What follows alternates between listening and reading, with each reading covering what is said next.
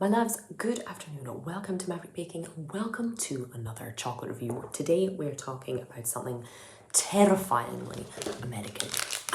We're going to be talking about a product from Reese's. It's been a long time since I've reviewed a Reese's product. Typically I'm a fan. This one is probably the definition of overstimulating in terms of packaging. I kind of can't wait to try it. We're talking about the Reese's Big Cup Strawberry PB&J, or peanut butter and jelly, I guess. Peanut butter and jam for those of us from the other side of the pond. So this is your classic Reese's peanut butter cup, scaled up both in height and maybe just in height actually, with extra filling and less chocolate, thankfully, and what looks like a sort of strawberry jam situation inside. So opening it up, we can see we have two of these. Now it has been a little bit warm where I live recently, so these have been in and out of the fridge, let's say. The texture may not be its maximum. In fact, they look how I feel in this heat, to be honest. So we can see already, in fact, let's get into this one. It's already breaking itself open. So we can see it has the usual kind of classic paper casing, like a little cupcake. Sturdy, dense. In fact, the package is 79 grams. It has that classic kind of savory peanut butter smell that Reese's always has. Let's see how it is.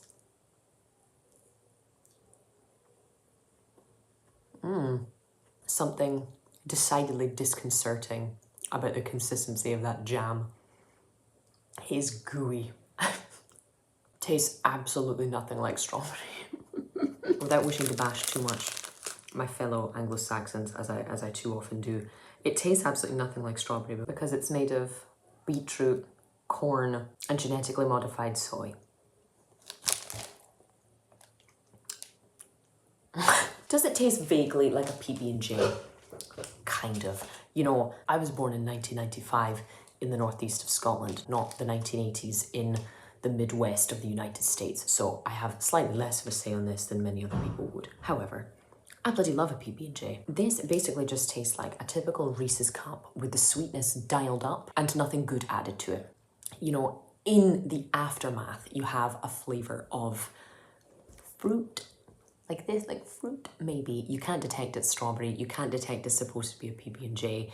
The chocolate kind of gets immediately cancelled out. But you also lose some of that nice, satisfying savouriness from the peanut butter.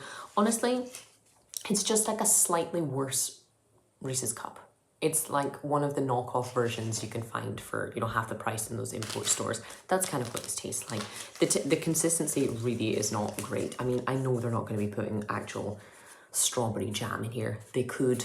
It's shelf stable too. Don't really know why they couldn't, but they won't. It's not terrible. It's not something I would never ever touch again. It's just that Reese's can and does do better. That's what I would say. Especially the Reese's Big Cup. You know, the best thing about the Reese's Big Cup is it's basically a salty snack because of the quantity of peanut butter you have in there. Well, this is, you know, decidedly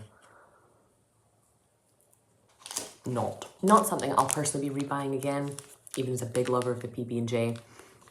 That kind of vague Haribo fruitiness with chocolate and peanut butter just feels like something I shouldn't be eating together, you know? So for that, and based on the fact I know that they can do better than this, both in terms of flavour and texture and quality, I'm going to give this one a 2 out of 5.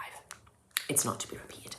If you guys have tried this, do let me know your thoughts in the comments. I'm intrigued. It's got some of the hit that a Reese's product should have. It could just be so much better than it is. But I'm afraid that's all I have time for today, guys. Thank you so much, as always, for watching, and I will see you for the next one.